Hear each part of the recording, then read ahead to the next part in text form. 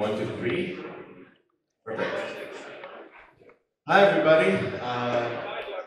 Hi. First of all, super excited to be here. First time in Denver. Super cool town. Good weather. Amazing. So thank you for hosting me here. Today, I'm going to talk about what I consider as the most important tool or skill set as part of incident response process, which is memory analysis, in my opinion. And I'm going to talk about also like the traditional way of doing memory analysis, why is that important, but also sharing with you my idea about how a new approach can automate this process and, well, let's say also bridge some skill gaps along the way. But just before that, a few words about myself. My name is Itai. I'm currently a CEO and co-founder of a company called Integer. Some of you may have heard about it. And before founding this company around 4 years ago, I was leading the incident response team of the Israeli military for several years. So most of my daily job and a big part of my career was to deal with nation-sponsored attacks on a daily basis, which was very, very fun, very exciting, and very, very stressful. But anything really regarding reverse engineering, forensics, incident response was under my supervision, and including also memory analysis that I had the privilege to investigate some of the most interesting incidents in the world. And also on another topic about myself, when I was about 15 years old, I had a very bad fever, and I went to my doctor, and he, well, basically gave me some regular painkillers and told me that probably the flu. And after, I think it was 2 or 3 days after, I came back to him saying that I have like a huge pain in my right part of the stomach. So he checked, like touched here to see if I have appendicitis. So nothing like hurt me. So he said, yeah, that's probably just the flu. Go back, take it like a man, and so on. And the third time I came back to him, it was less pleasant and more intense. He insisted it's just a fever and I should be a man. I told him that my insides are burning. He really, really insisted it's nothing. It became very, very ugly. But in the end, he was convinced that I should go to the hospital for one reason or another. And when I went to the hospital, by the way, it's really a true story. When I went to the hospital, they did like an MRI scan that they could see, basically the insides of my entire body. And they saw I did have appendicitis, but my appendix was just a few inches above what a normal human being should have. So that's why my doctor didn't detect that. So, it's hard for me to blame my doctor. Well, though he was a douche, but it didn't have the means or like the tools to actually see what's going on inside my body. The hospital had an MRI where they could see every bit of it, while my doctor has searched for symptoms, fever, tried to touch places, and so on. So it's really about the difference between trying to analyze the symptoms of the problem versus really knowing exactly what's going on and diving into the root of the problem. Now, the reason why I share with you this quite obnoxious story is because we can learn something from this. Because cyber attacks also have, it's really like diseases, they also have symptoms and also they have root causes. And a symptom for a cyber attack, I'm sure you will agree with me, could be suspicious network connections, right? We might have seen a peak in CPU activity and maybe it's a coin miner, right? Maybe somebody has inserted like an auto run registry key for like to start up his malware every time, and so on and so forth. So everything that is not in the regular baseline of a normal activity might be a symptom for a cyber attack, right? But what is the root cause of cyber attack? What is the equivalent of, what I had to a real life cyber attack? So here's the thing. The root cause of cyber attacks is almost 99.99% always some piece of code running in memory. So even if it's a big fat APT or just a small piece of code that is injected under some process, whether it's an attacker trying to scrape for passwords, whether it's an attacker that runs something to dispense cash of an ATM, whatever, in the end, there's always, in every cyber attack, there's always some piece of code running somewhere, right? And this is really important to understand because if we will understand what is the root problem of cyber attacks, eventually it all comes down to this, some piece of code running in memory.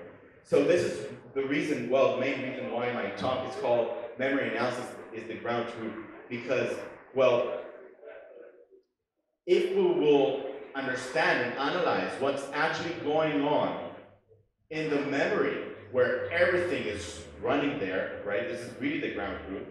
Then we would be able to do the equivalent of an MRI scan in the cyber world. We will be able to look at the bits and bytes and understand what's actually going on, and not just look for symptoms, anomalies, suspicious things that eventually might be just false positives. I'm sure that's not news for you. And eventually, as incident responders, as security teams, we would be able to much faster and much more accurately detect, respond, and remediate threats. So, memory analysis, how can we do that? Because, well, behind the curtains, volatile memory, or RAM, essentially is a big pile of binary code, ones and zeros, right? How can we make sense out of all the bits and bytes running in my laptop, for example, at the very moment? So some of the traditional approaches, we have a lot of good open source tools to solve that problem, to take a memory image of a suspicious machine and be able to extract data of it. So for instance, who is familiar with volatility? Cool. Recall? That's a bit less known. Cool. Yeah, so first of all, memory analysis is a process of first getting the memory dump, right? Dumping the image of the memory, and then analyzing it, right? So you have a few, let's say, easy tools to perform memory acquisition. What I recommend, by the way, is a tool called WinPMem. You should check it out. I think it's most convenient and the most accurate. But you can also even get crash dumps of a Windows machine, and even hibernation files. Like when you hibernate a computer, it creates like a file that's basically like a memory image of the entire machine. So you can do these processes in order to get the memory image. But okay, now I got something that looks like this. What should we do now in order to get that MRI scan capability? So this is why really we have great tools like volatility and recall. But basically what they do is they have many different mini tools within them that can take a memory image and extract readable data from it. So for example, and I'm sure that some of you know about it, but I just wanted to cover the basics before I talk about let's say the new approach that I suggest. So basically, well, I know that some of you can't see, but basically running like volatility, you can take a memory image and then get the full process list or the process tree that was running under that snapshot. You can also get the network connections and so on and so forth. But you can do so much more than just fetching some processes. You can dive into the browser history.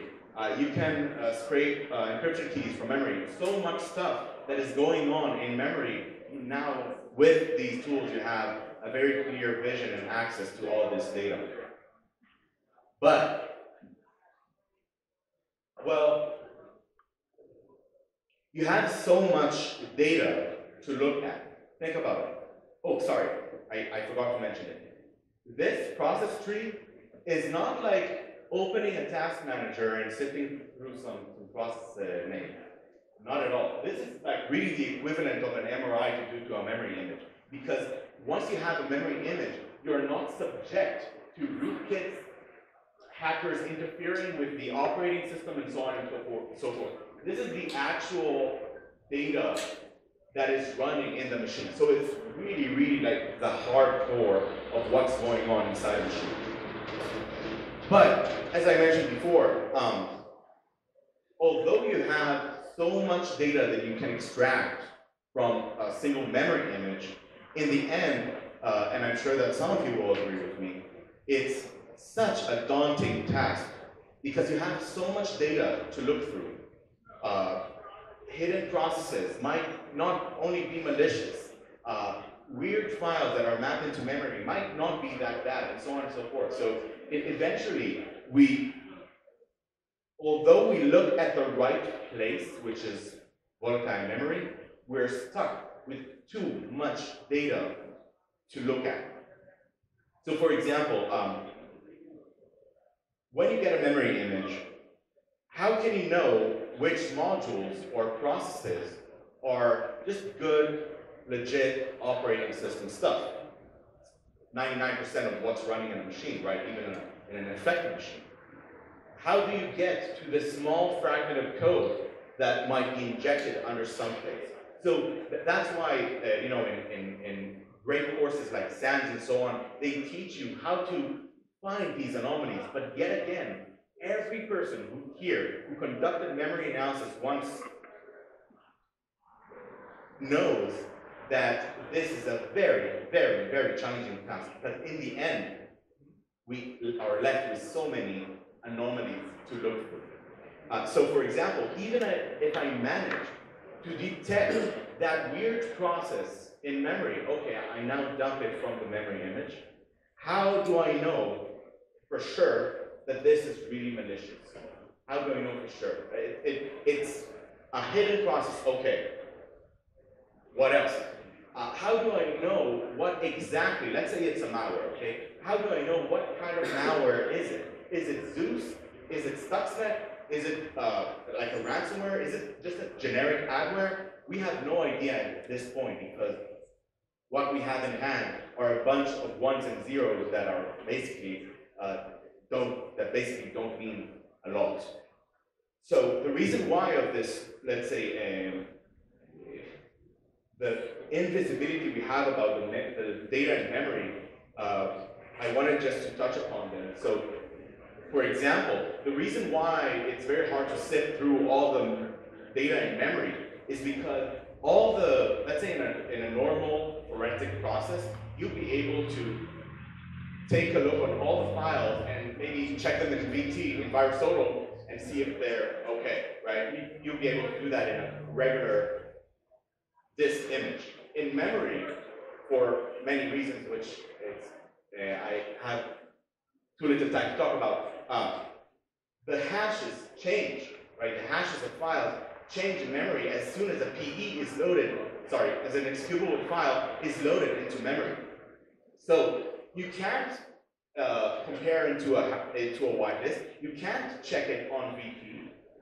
You can't even run it, suspicious process. You can't run it in a sandbox because once it's memory extracted, then it's all scrambled because it was loaded into memory and you can't run it anywhere. So, oh, and by the way, if you take a process dump from a memory image that you suspect is bad and then check it, let's say in VirusTotal with some antivirus engines, this is a mayhem. I mean, so much false positives because they're not designed to check a memory extracted item. It's only regular file that you can see on disk.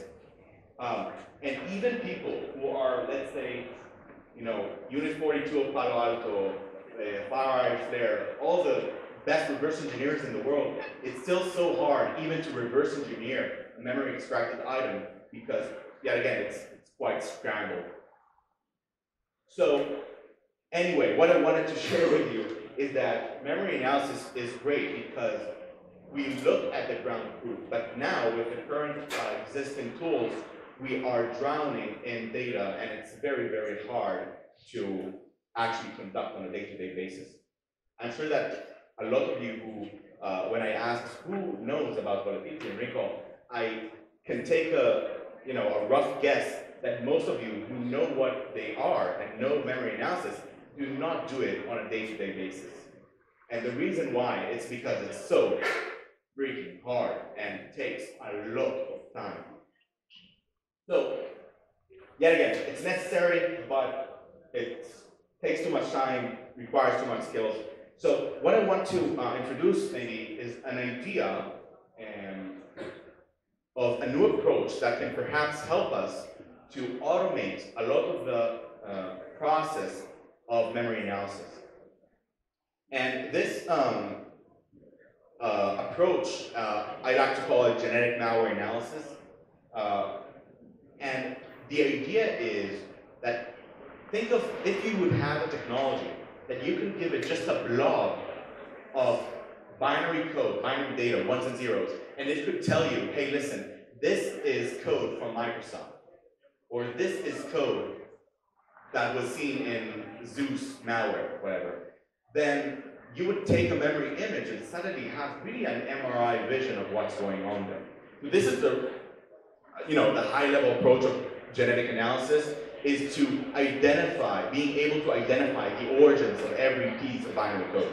Now, full disclosure here, my life in the past 5 years were dedicated to perfect this approach with my company. I'm not going to talk about our product at all, just the approach in general. So just a full disclosure, so nobody will, call me a fraud.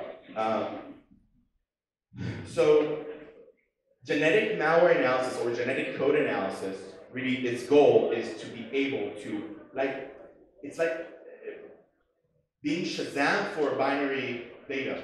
Like, you have like ones and zeros, okay, I know that this is Microsoft. Now, how is it possible? So, here's the thesis of genetic malware analysis or genetic code analysis. Quite simple, okay? So, every single software in the world, I'm sure you'll agree with me, almost always it's based on previously written code, right? No programmer likes to reinvent the wheel, whether it's copying and pasting from Stack Overflow, whether it's copying and pasting from existing infrastructure that I have developed as a company, and so on and so forth. But new software is always based on previous building blocks. So here's the thesis of genetic malware analysis.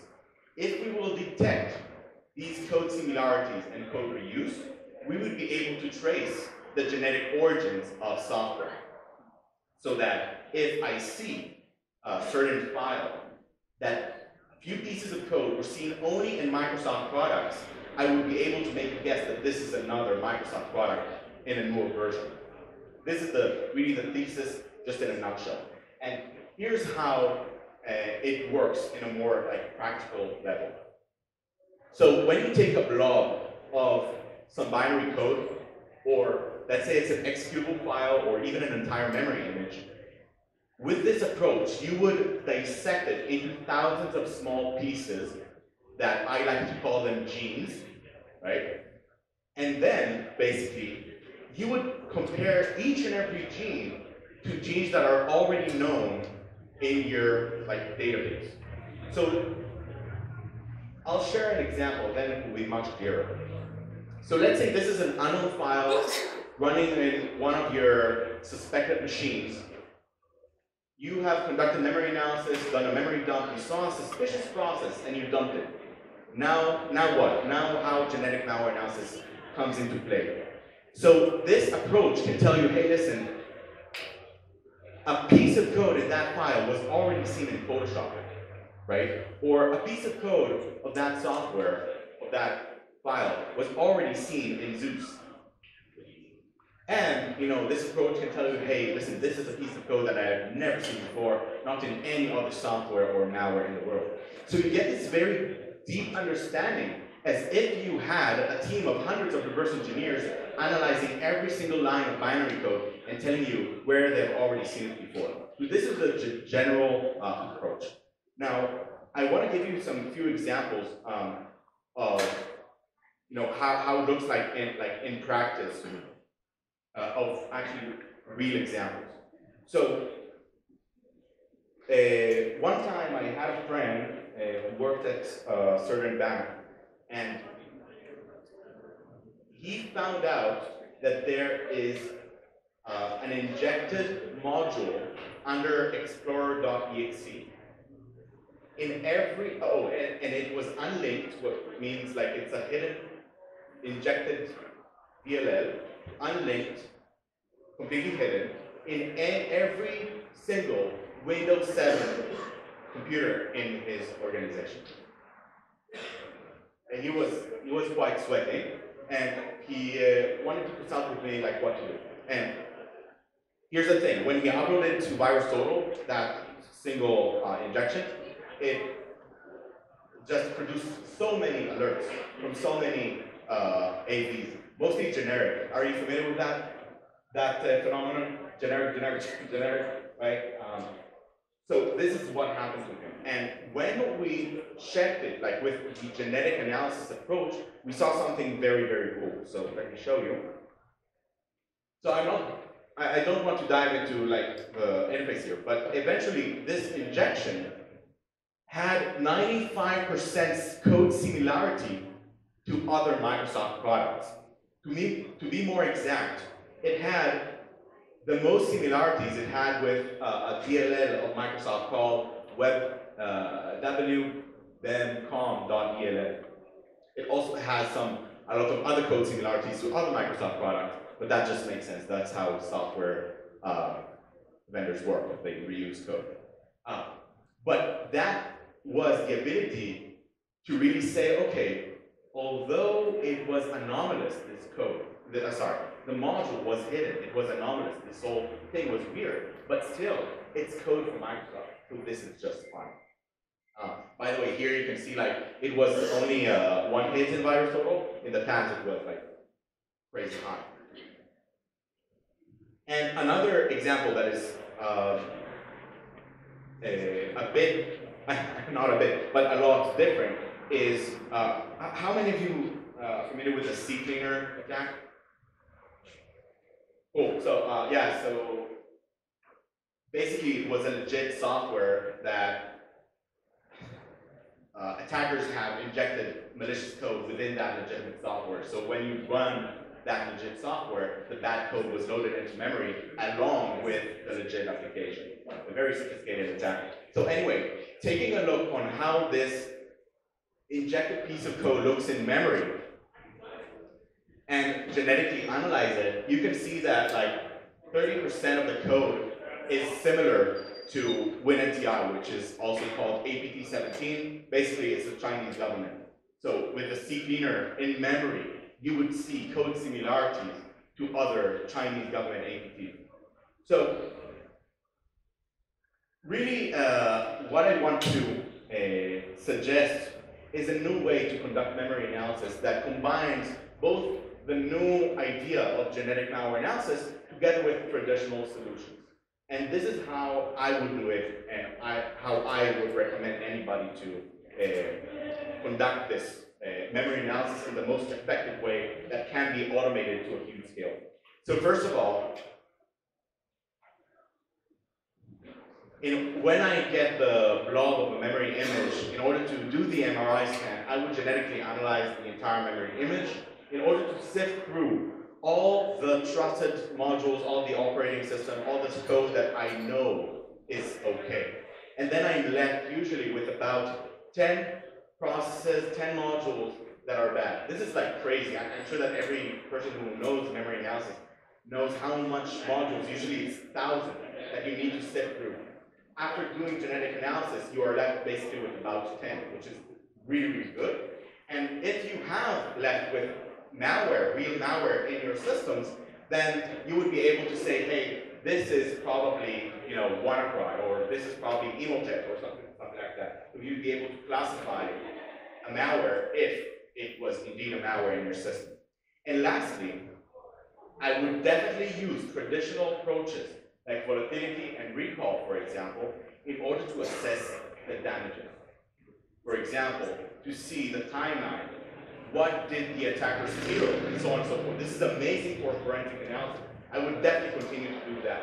But the new approach that I suggest to you today is quick triage, genetic analysis, new approach, and forensic analysis for damage assessment and response would be with volatility and recall and other traditional memory analysis solutions. So really, this is the two main key takeaways that I want you to have today is, first of all, the importance of memory analysis. I mean, I think we touched upon it a lot. And lastly, I wanted to present you the new approach of genetic analysis and how it can help you to do memory analysis at a huge scale in quite automated fashion without being a super ultra reverse engineer. So, first of all, thank you very much. It was a pleasure to be here, and I'd be happy to take a few questions. I think we have at least 5 minutes. Yes, please. I have two questions. Can you hear me? Yeah. First, how do you deal with the same source code compiled with compilers? And the second, when do you decide to take a memory snapshot? Because things could change as the process is executed. Yeah. Okay, so I'll just repeat the questions. The first one is, how do you do code similarity or detection when compiler flags can be different, or you can even compile the same code with different compilers? So this is the main challenge in creating a code reuse detection technology, to be honest. Explaining you exactly would be practically a sales pitch, so I want to leave it aside. But definitely, you can't do genetic analysis or code reuse analysis without addressing the fact that binary code looks different every time you compile it. So I'd be happy to take the question afterwards. The second question. Go ahead and finish this. Sorry? Go ahead and finish. Okay. Oh, yeah. So the second question was? When do you take a memory snapshot? Yeah. So taking a memory snapshot. So I assume that you talk about like during malware analysis, because then when you run in a sandbox, it's a question of what triggers the snapshot. But here, I'm talking more about like memory analysis in the sense of incident response. And the simple answer is as soon as possible. You have an alert. You need to know what's going on. You need to triage a suspicious machine. Take a memory snapshot right away. That's my recommendation. Thank you so much.